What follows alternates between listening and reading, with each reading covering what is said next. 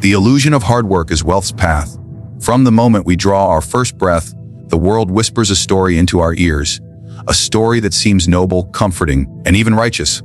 It says, if you work hard, if you rise with the sun and give your sweat and strength to the day, fortune will one day kneel before you. It says, labor is the stairway to wealth, and sacrifice will be rewarded with abundance.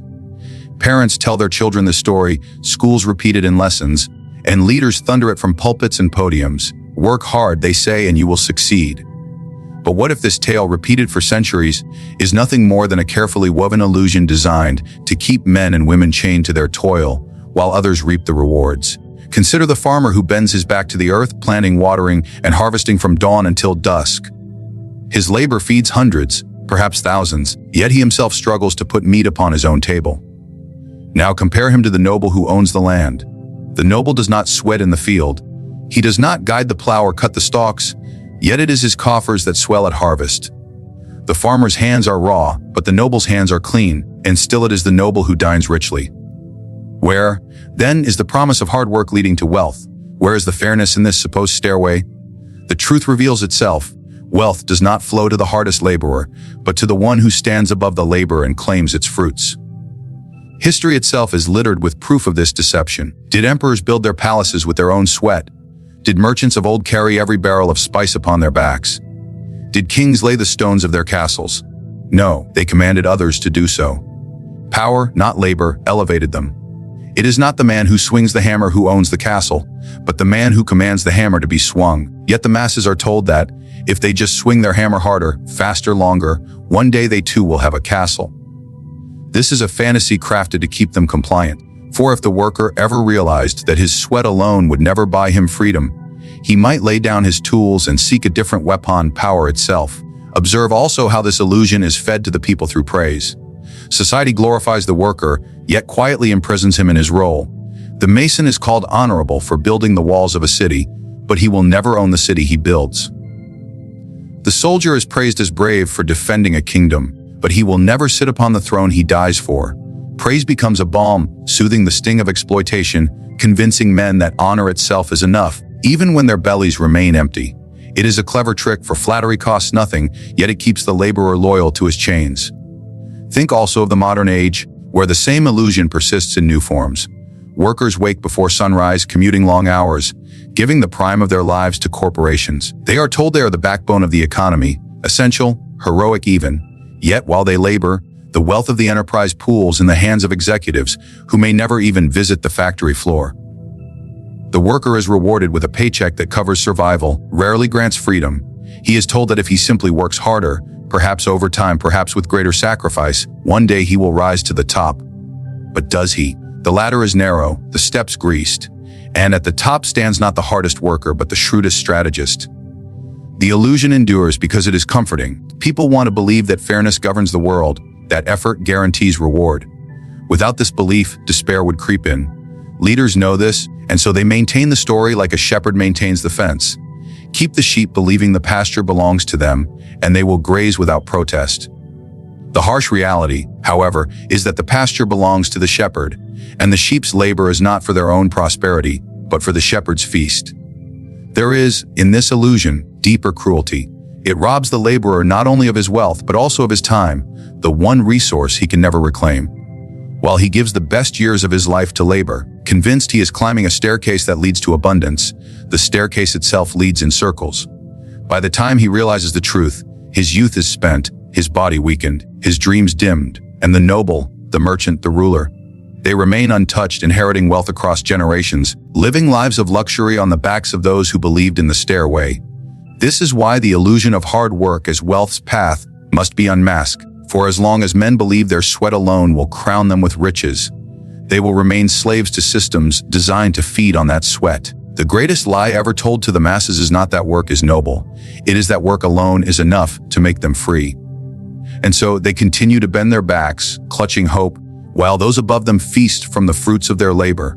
Let us strip away the veil and look directly at the design of society. For the hardest workers do not simply earn less by accident. Their very toil has been orchestrated to enrich the shrewd. powerful have long understood a truth that the laborer resists acknowledging labor is a resource to be harvested. The industrious man is most valuable not when he prospers, but when he remains dependent. His sweat, his hours, his endurance. These are commodities bought cheaply and sold dearly, while he himself clings to wages that vanish as quickly as they arrive. The worker believes he is building his own life, but in reality he is building the empire of another. Consider the landowner who gazes upon a field. He does not sow it, nor does he harvest it. Instead, he finds men who must.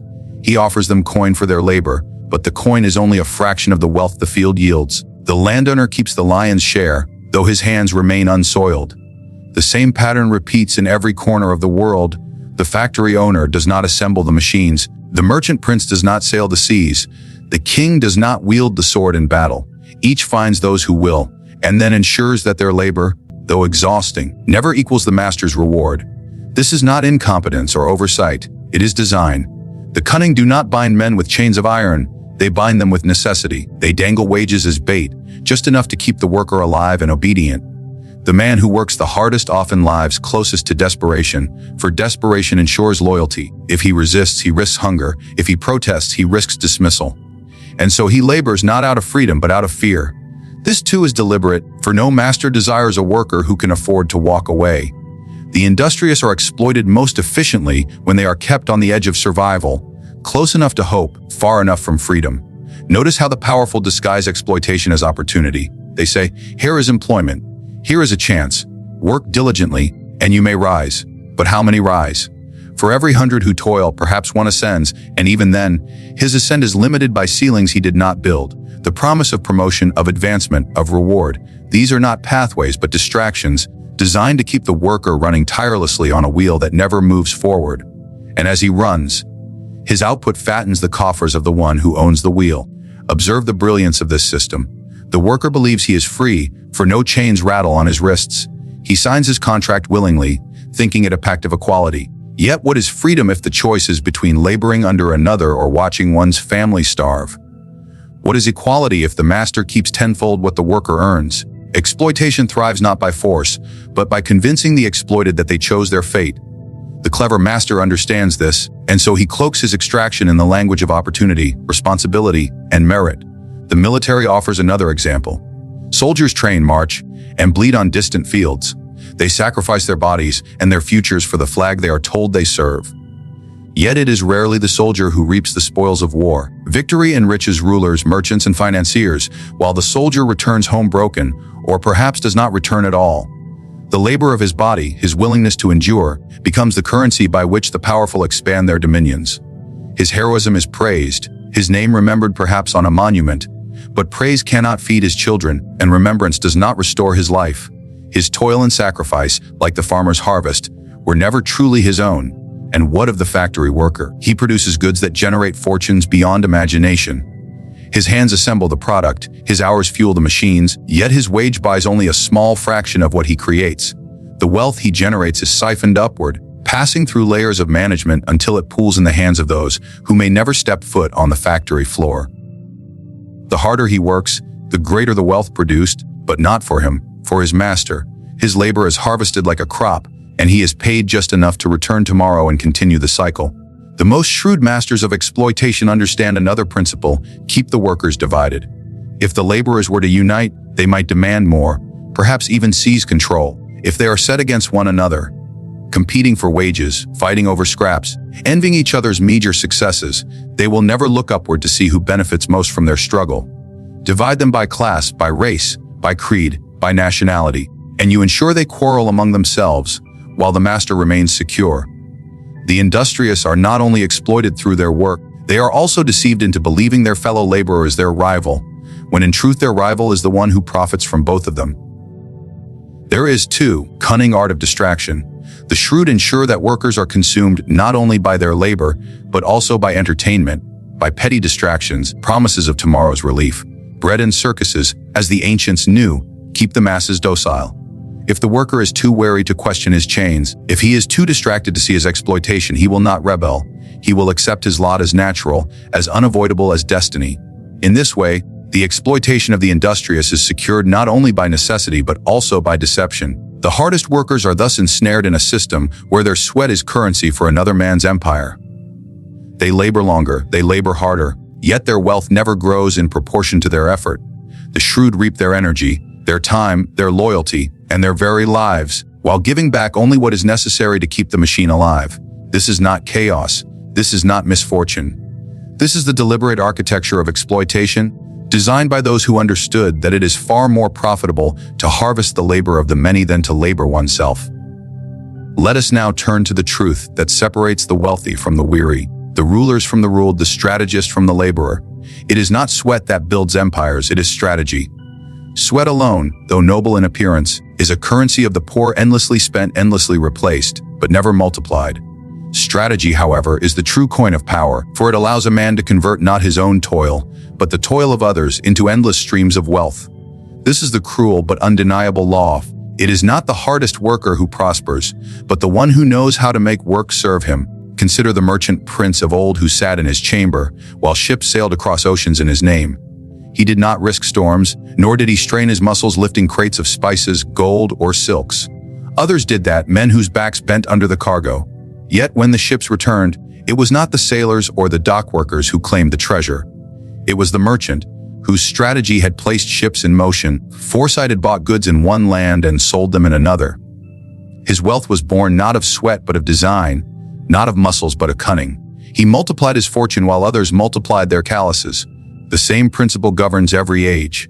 The farmer tills the land, but it is the one who owns the land who reaps the most. The worker builds the machine, but it is the one who owns the factory who grows rich. The soldier fights the war, it is the king who expands his dominion. In each case, strategy stands above sweat.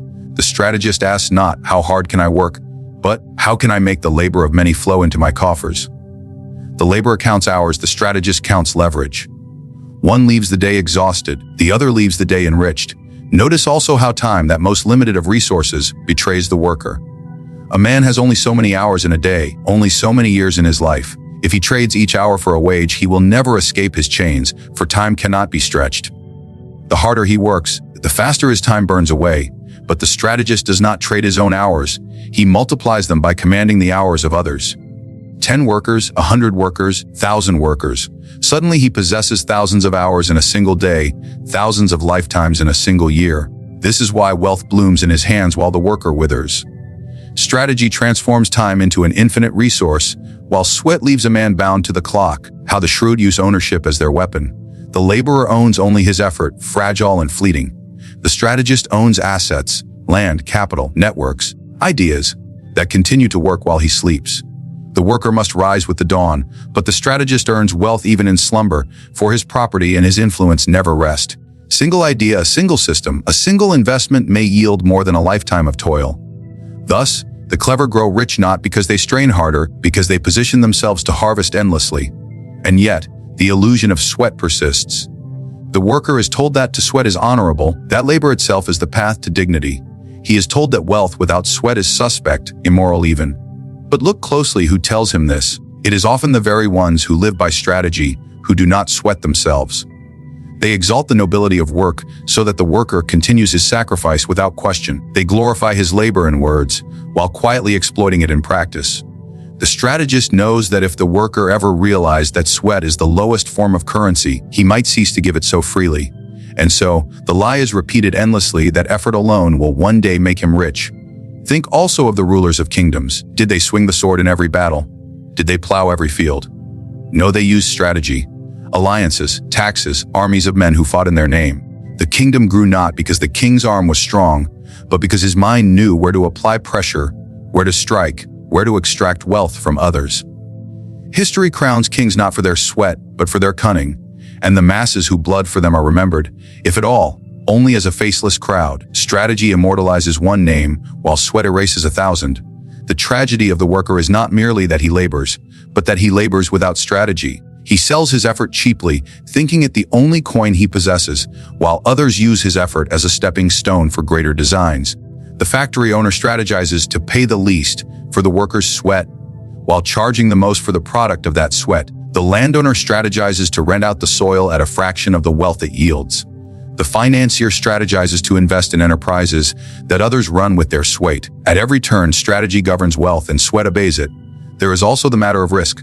Sweat is certain. It guarantees exhaustion, but rarely fortune. Strategy embraces risk, and though risk may lead to ruin, it also opens the gates of immense reward. The worker cannot afford risk, for his wages sustain his survival. But the strategist, already possessing wealth, can wager and multiply it. This is why the gap between worker and master widens with each generation. The worker trades hours for coins, while the strategist trades ideas for empires. And so the pattern holds across centuries. The worker exhausts himself, yet remains bound to wages. The strategist conserves himself, yet commands wealth. Sweat is linear, yielding only what the body can endure. Strategy is exponential, yielding what thousands of bodies can endure on behalf of one mind. The worker remains trapped in the cycle of labor, while the strategist transcends it, using sweat not as his own burden but as his chosen instrument. No, we arrive at the harshest truth of all, the truth that most refuse to confront because it shatters the comforting illusions they cling to. Hard work, though praised from pulpits and platforms, is impotent without power. A man may labor until his bones ache and his spirit breaks, yet if he holds no influence, no ownership, no command, his reward will always be small. He will remain a servant to another's design. But the man who possesses power, even if he barely lifts a finger, can turn the smallest effort into immense gain. This is why the hardest workers often earn the least, while the most powerful, though working little, live as masters of abundance. Consider the worker who gives 12 hours a day to his craft. His hands are skilled, his discipline unquestionable, his loyalty unshaken, yet he has no voice in the decisions that govern his labor. He does not set the price of his wage, nor the value of his product, nor the rules of his trade. All of these are dictated by others, by those who possess power. His skill enriches them, but he remains voiceless in the system he sustains. He believes hard work alone will elevate him, but without power, his work is a chain that binds him tighter. Power takes many forms, and each form separates the prosperous from the poor. Ownership is power. Influence is power. Knowledge that others lack is power. Networks and alliances are power. With these, a man bends the flow of wealth toward himself, even if his personal effort is minimal. Look at the landowner who possesses 100 acres. He does not labor on them, yet through ownership he commands the fruits of every harvest. Look at the financier who holds capital. His coin works in factories and markets, in ventures far beyond his sight, multiplying wealth while he sleeps. Look at the politician who controls laws and policies. His words alone can alter markets, destroy rivals, and enrich allies. Each of these men may sweat less than the lowliest worker, but because they hold power, they command results far greater than any laborer could achieve in a lifetime. And yet the powerless are taught to despise power. They are told that ambition is greed, that influence is corruption, that ownership is selfish. They are told to value humility, obedience, and sacrifice. Why? Because if they pursued power, they might no longer serve those who currently hold it. The shrewd rulers of society have always understood that it is safer for the masses to chase wages than to chase power. Wages keep them dependent, power would make them dangerous. Thus, the worker is told that his virtue lies in labor, while the master is told that his virtue lies in leadership. The worker toils without authority, the master commands without toil. Power also dictates the distribution of risk. The powerless worker carries the burden of survival each day. If he is dismissed, if his wage is cut, if his health fails, he collapses into ruin. He shoulders the risk of losing everything because he owns nothing. The powerful distribute risk onto others. The king sends his soldiers to fight. The merchant risks little of his own labor, but wagers the lives and sweat of sailors and porters. The corporation risks not its executives' comfort, but its workers' stability. Power ensures that danger is always carried by the powerless, while safety and reward remain with those who command. This is why societies are constructed not around the labor of the many, but around the power of the few. The worker is needed but never elevated. The master is elevated even when unnecessary. The engineer may design, the laborer may build, the farmer may plant. Without the permission of power, their efforts remain constrained. A single decree, a single contract, a single tax can strip them of years of sweat in an instant. Power is the lever, labor is the weight. The lever moves the world with little effort, while the weight strains endlessly just to remain in place. Consider also how power perpetuates itself. Wealth without power can be stolen, eroded, or